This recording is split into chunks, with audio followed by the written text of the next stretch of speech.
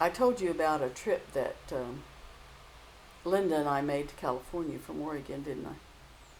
I don't remember. You should tell me again. And it was Christmas, and my sister Pat called me and she said that our grandfather had died, George Conrad. Well, oh, we were with Grandma and Grandpa Conrad a lot, so we was really close, you know. And I told Linda, I said, I think I'll go down to California. My dad's down there. And so she said, well, she'd go with me. My dad was down there, and her dad was at Huntington Beach, which was just down the road, you know, from where my dad was. So we took off. She'd just gotten her driver's license, and pretty soon I said, well, I'm going to try to get some sleep, because I wanted her to drive out of Portland because she just started driving.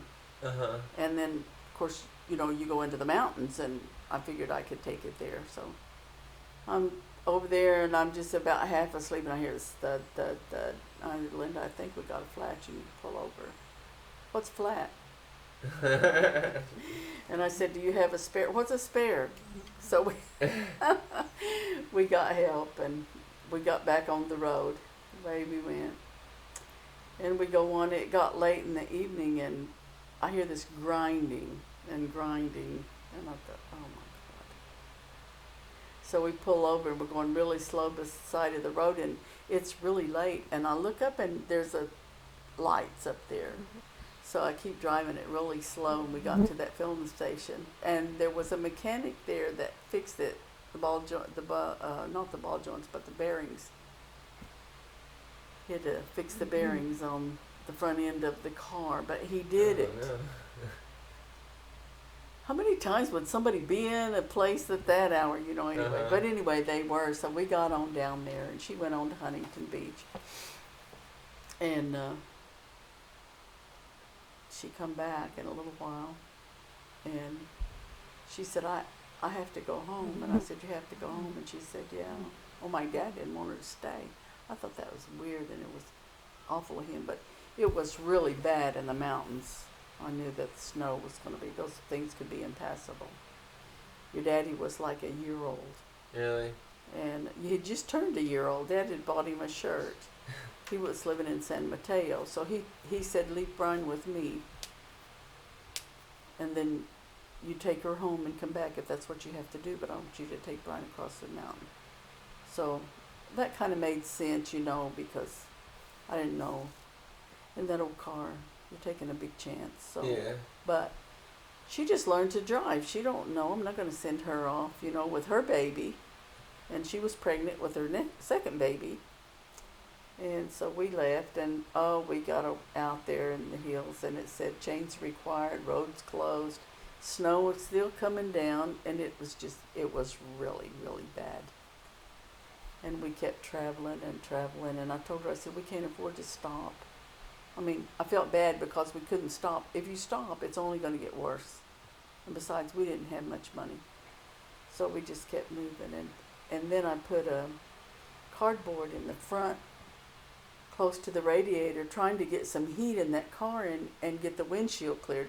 There was a place about that wide across there where I was looking out to go up that hill, and it was still snowing, and we had a flat.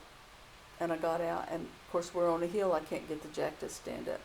We had passed a couple of guys. Now how likely is it a couple of guys is? Nobody's on the road. And she said, aren't you going to stop and give them guys a ride? No, I don't know. I need to get home. Well, of course, we stopped because we had a flat. I couldn't get the jack to stand up. And they come up there. That's really nice. There's a big Canadian, and so that other guy was about your size, maybe. But that other boy, he was big.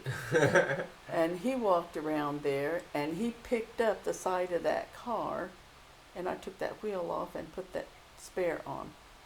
Wow. So we get back on the road, and that other guy, Stan, wouldn't lay down back there. So Linda got in the back with Stan, and he was back there with them. Stan laid down and went to sleep. And I was driving, and pretty soon the guy asked if he could drive, you know. And I didn't really want, what can get worse? I mean, I'm so tired. I'm not even safe to be driving. Yeah. I'm just worn out. So he said yes, and he got us the rest of the way over that mountain, and actually down to 82nd. Is that And- pretty far? Well, that's back to Portland. Oh wow. He come down out of the hills, and he went ahead and drove on in, and we was out on 82nd, and then after 82nd we go to Killingsworth. We was pulling back into Killingsworth, and we lived on 18th just off of Killingsworth, and I thought, I really don't want these guys at the house. I mean, they've been really nice, you know. I couldn't ask for better, but I don't want to take them home with us. And I hadn't hardly any more than thought that until that big boy, he said, well, he said, we've almost come to our destination. We're getting off right down here. And they did. Wow. Now, wasn't that something? Mhm. Chances are they might have saved our lives, because I tell you, I was exhausted. I could not have changed that tire. There's no way. That's awesome. It is. I believe in angels. Yeah, I love when stuff like that comes Yeah. together. Yeah. I believe in angels. That was just really something that has really been in my head ever since that happened, you know. I just wondered. But usually I find that if something needs to be done and I go ahead and start to do it, help will come.